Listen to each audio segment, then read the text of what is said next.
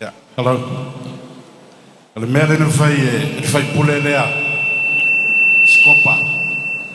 O mana tua ai le si mato fasa ma fa fai aonga. Ai fisiri ai tili kulo le swafa ngatolo ai. Ona ai le winga le nei upu sa sai mato le itu. Ai mai se fa nga ngoina foi. Telo maliu. Walu lati. Ede ato tor fam talango le mea. E mau tatawawe pa ia o Samoa i ona whaasino manga. Tulou taftafunga o pa ia nei. O te tula i atu o te re tautala i le tō le timu. Wau fiti ari po ata. Te su ai le tamaitai. O le tupu na tausi o le whaasarele. O te whaikeke foi e tautala. I langi o fo ngā seunga e fio ai, e ka maikai lea mau e ngak. A wasa tuala. E mau pū, pure se ri male toa, male mamalu ia te oe sale muia. Ai siri fo yo no uriria, ta te tautala yoku, a wari titi lea wau e fio ai, tau e fionga tō mata. Pea e lau tau tō whā, tau te ngāru lue lava, ai pola pui pui, whare whā o whare o poru lea e lima matua e a te oe sare tau. Tulauna nisi i whasino manga o le sunga ta maitai whai a onga. Ona, e whapita o ngawha sa upu o te fia tautala i le nei aso, i le au fitia o malifa, i le au pōriuri. O le nofo ali o le whātō whāra inga o le potu salalau. A mai se foi, le maa ape ape, ma le maa vai vai o papa, i le papa i ngara ngala. Ona ua folau langi, se tasi o le sa whai masiri anga, na matua i ai, o upo le whātū funganga, whawhai au. Whau po whea tonu au mai ai sa Molimau i nei toa manu manu. Ono u manatu lea, ua tele Molimau mea la tamai sanga lue ai o ia. Au te fia tutu ai tua, i le afe iwa se lau walu se fulu ma le lima, se ia pa ia le afe iwa se lau iwa se fulu ma le lua. Taimi lea o maa ngādu lue matili tu lou lama le suafa. Ona pei o le ngoa lea, o se ngoa tau pou ia mātou whaiao. E si la fia alo nei tangata whātau waa o le aula le ngoa. Tātia nisi ngoa matai, le anga e muri ma. Tiri ai ona mātou mafuta ma whaiaonga. Au te angai atu totonu o le society a whai aonga e awhi iwa se lau walu suma lima. O perestene i a le sunga i a taima arie pine mata la vea o ia fo i lea o le pule aonga o le Primary Teachers College. O le awhi iwa se lau walu se fulu mareono na whase tuangaru ai na ua ngase ai mase ei mai loa matili i le nofoa e taita ia le society a whai aonga i lea vaitau. Ai whatoa umana na whiriwhiri e a tiri ana mua i le awhi se lau walu sulu mare wha e whai ma pule aonga rua i pule aonga lea Samoa o le Secondary Teachers College. Lea na wha vai le awhi se lau fitu walu taita ia e le Mr. Phillips lea sa pule aonga kolisi na saulea na soane whātū te iau ina whiriwhiria no rua i tama whānau a Samoa le awhi se lau waru wha le sunga ia ngatoro aile le whai ma pule aonga o le Secondary Teachers College. Le nā vai liu lea me le awhi tonu ole sayeta fa ya onga le madio le mea e yai pesa fa autu lava vai taimi lea i da onga fa ya onga le STC taftafane e yai potua onga na fa onga e the curriculum and examination unit au la tofo ina se e yai o e sa fa ya onga fa tasi matilia na mua le onga fa ya onga ia peo le sunga ia ngisa ngau fa sa lesa wesele se atu va ai le vaenga aru ese na ia ai se atu iai le maru lafi saneridi au la tofo nga sa ngadu lue fa ya onga fa tasi matili mangalue foi i totono le fai lau tushir so sa yete fa ya onga lo winga lo fam talanga le di o ale sa tau fai padu ai manga osi ai fautuanga sa ave i le matanga ruenga wa onga tele io me na tula i mai de vale o le afe se lau e o le afe se lau i valua le afe se lau i va se fulu na tu fatasi ai the primary teachers college but the secondary teachers college i lalo o tili ana mua afamasang ma fa ingoa i loa o le Western Samoa Teachers College wo leo to iai te PTC ai te STC ma fa sauni atu ai loa ia le amalgamation lea o aonga fa ya onga e fesota i atu i totonu mauru fale i University of Samoa i le afi filau fitu fai la lau fam talanga o te o atu le afi se lau waru lima i totonu o society o lo iai nai ngā fa loto i fale e mafua ona na malō ua fai mai ave ese le form 3 form 4 ma ricolisio Samoa ma aveli ai fai na ma senior college e na oversenga school si ma le UE taimi na lai sue i suenga ia New Zealand ma ai ala fi se lau va lua ia fa na su ia i fai nga malō to sui ma fi ai foi ia policies and tanga ruenga wa le lau te tau watu le afi se lau va lumba o nai ngalu nga safi ngai ma tula i mai o le nei to man ke le ia o le mea no baua mai de sona o kaimia ia ele o lava tele so malama i le loloto tulanga fa ya onga dai mo le vao ai pio au matu tua ia e masaro ko ia o don le resum se no vai ne tai au o le so i fu mai a le tua tele i masaro lau pa ki matiri kaimire gai o ese le la lolangi wa mo atu ia la to lo mela tula i mai no mata ina le tamai tai le neu te fia Molimau ai i nei fesuia i ngā uma na iai ale mata upu sa onga i lona mafo fau o le tūlanga lea i vasenga ia mai le ia 9 e tau le ia 11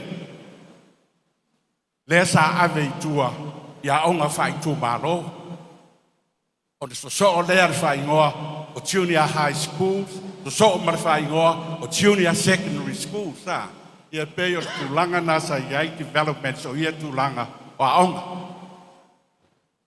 Na iai le aso na whai eila mato whono pa society. E iai ma ngau wha lea ngisa ngau wha le curriculum. O le mata upu sa lau o lunga i lea ta maitai. O le au whai o i la tou e uma la tou a onga le ia 11. The fola mai dea i ruma, sa mai dea, le aula. Sei kangwa and the lice po lea. Ei leo whai au te mana tua le lei pasene. E se fulu tasi, se fulu lua pasene. I la tou e mawhai o na maea le fulu tasi. O na ole i runga i le school si ma le UE. O le au tau o le nau te fia Molimau. Le nā masa ninga i nā tausanga, e pese so ai lava, le neita mai tai whai a onga, talo alu se fulu mona tupu pasene o whanau o le atunu a mae a leia 11 o lei loa o whea atoe a ngai nono wina o toi foi i o latou ai o ule mau o le lei le taimi sa ngadu e lola ua mangisa ngau wha sa latu sia se policy document il vai taimi lea sa wha ingoina o le looking into the 1990s mai to tonu le policy document sa fa mafa mai ai se tūlanga e au na sila le suinga o curriculum o a onga i sa mo nei mo vasenga ia le ia 9 le ia 11 le tua i tu malō le community po fea ia ngai ia whanau mai ai loa se mafau faunga vocational education big time e leita liang o fie le atunu pe a fai aku ke lako o le laru e a onga ile fai moni marka muka pa mai a fia loia foi la tama fia fo mai a ia le tam fai ke dei fai mo fie na fa penale o na toe a vese mai ai fai pea mana tala fa manatu le va ai ia i la towi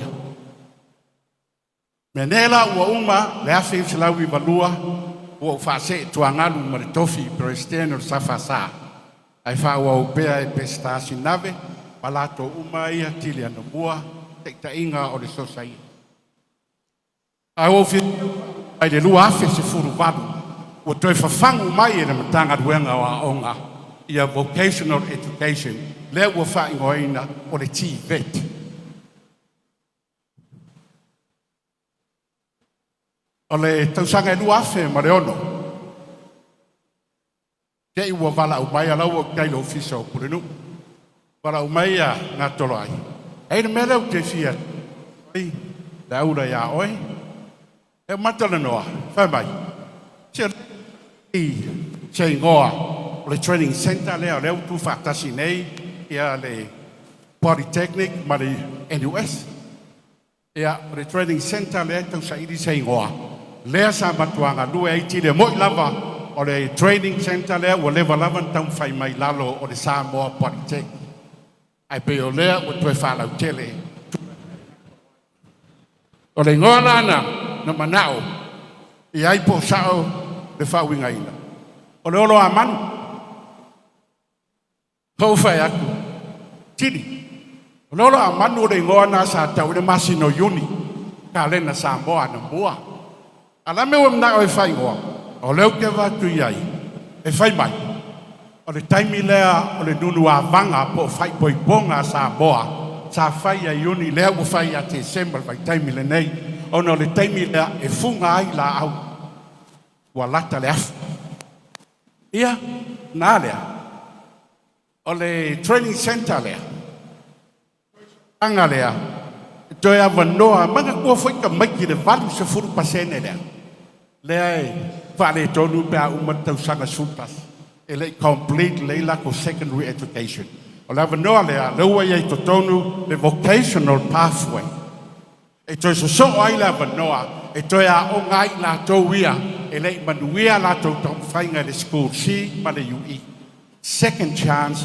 education o whaia sole e re ngalo ia o e lau biti wa lewa na whai ka mai i oi wa o fia la e oi whapea amu ia le nei whaia o ngā loto mau o nisi o bata o whawhitauru na tūlai mai i vai mea leo le awhi se lau wanu lima le awhi se lau wanua ma ngā rurue ai mana tua fo o leo usui nei wa se ese loa le UE matou la umatua ia na university entrance and sila o sui lo le PSSC fa pena fo ile tasiva valu lima tasiva valu viva mulina le New Zealand school certificate fa fitauri la na tole bai o pidi o lesa ia nei le pidi o su enga ile tausanga se furutasi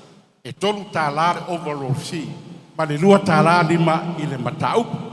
A lima mataupu ia, pātere lua tālā ma le lima susene.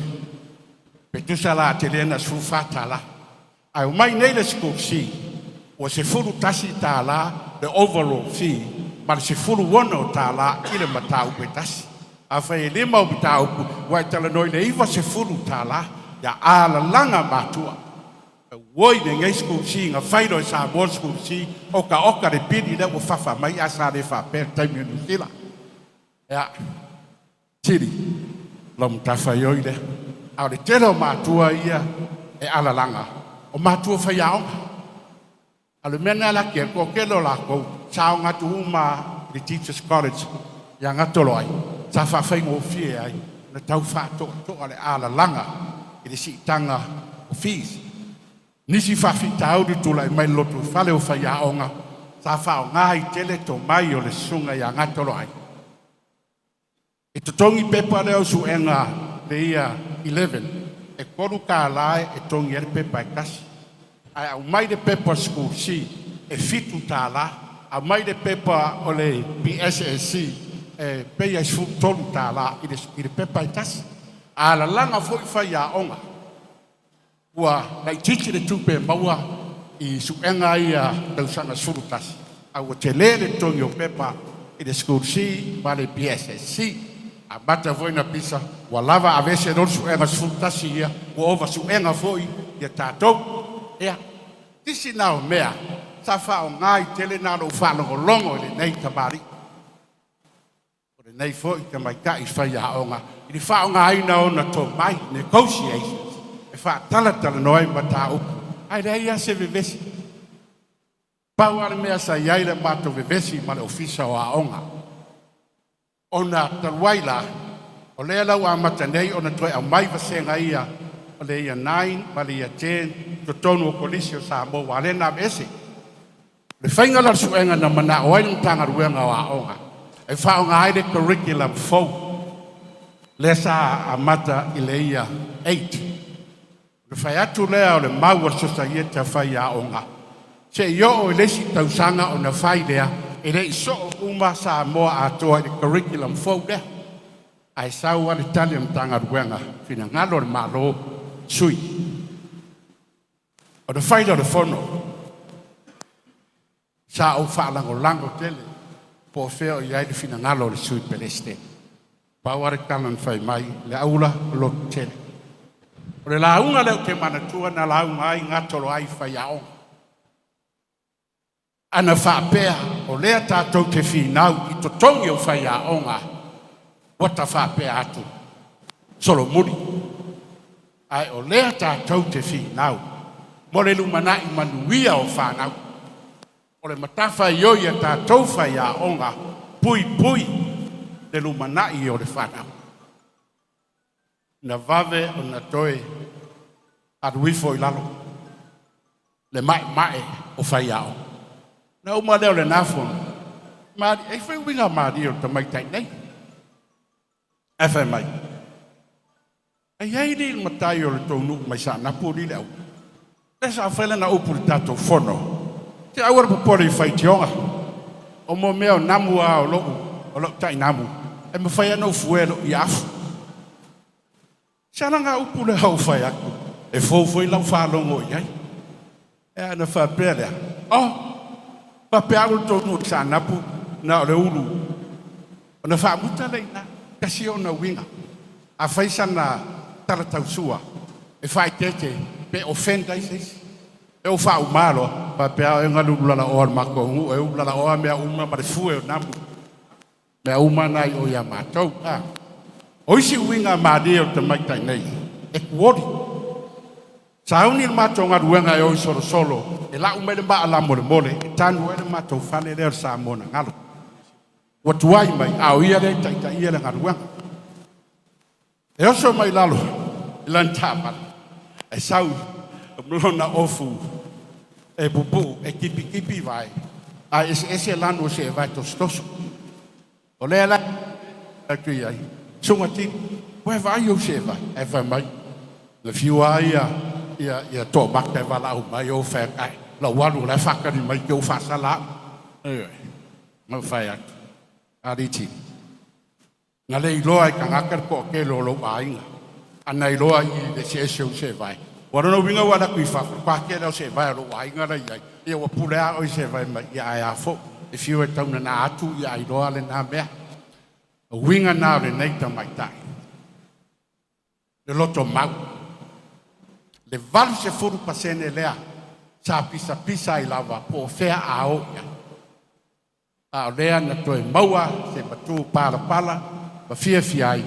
Le lua ase ma le ono. Ina ua iai le center lea o le Olo Amanu Training Center. Ea o se Molimau pupu atu lea. Na mato toe wheroa ila I le awhi se lau I wafitu. Mato wheroa I fo inga ubako whakasi uka papa I ngarangala. Lai fio maita I profesa I a sina vai. Pawara si mea e rau whapopo iai. E watu la. Ea o makua seki le lei lava le maka le entry point foi le alvota mai titi tonu. E wako larva anga lea, ese faisi maurang. Sa kau wha langarangai manatu le senati le universite. O le popore, a whai mātou ke talia, le au mai o tamaiti le aonga whawhai aonga, le Faculty of Education, e maualalo. O lana winga, whai aonga maualalo fo I lea o le a leo a produce mai le papa I ngarangala. Ai sau le kaunta ngā tolo ai. O whea I sili ia utou. O le talia o tamaiti ia e lata mai tongi. Po le matua le ai o nisi. Le ai ni whai a o ngā e o whai a o. Whea sili. O na iai leo lea o le vaunga ngana fou. Ua au mai e tiri I whai mai. Aua le popole le senati. O le iai e mata upu whaala lau papa. Preaching courses. O courses na mo e maualalo la tongi. Avela vanor semester, tamu fai, tu mai lunga lo lato loa, ina ia fai ona qualify e u fale ila onga fai ao. Tele o metotia e fai, ina ia fai ai on mau. Rapela so fa talanga. Ya u fia Molimau umi ya e lofa foi e kaini. Fa uma tuaisa upu.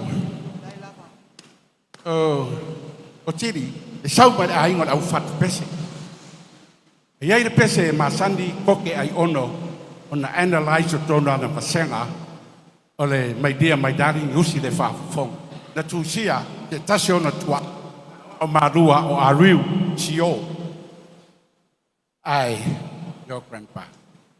O le melantu, e iai lasi vaenga, o le mavaenga, ale awa o le sa faita mai tai manu ale na mafua pese. Lea la o ofia no mai nai upola na mavaenga e wha o matuai lau Molimau. Tiri, sau nā. A maua sau moenga I le langi. Ona li lingi mai lea o lo wafu. E whai masau. E la lanu wai. Whanau o Samoa atoa. Tili, wa e a fio ese. A wala lanu po ata. Mafale mai. Lau ngarua. Wala lanu fo ngā seunga. Wale a fio anga I popua I au ngarua. Wala lanu sa mata I au ngarua. Wala lanu sa moa atoa I au ngarua. And there goes another quiet and sung heroine of Samoa in the area of education. Sorry for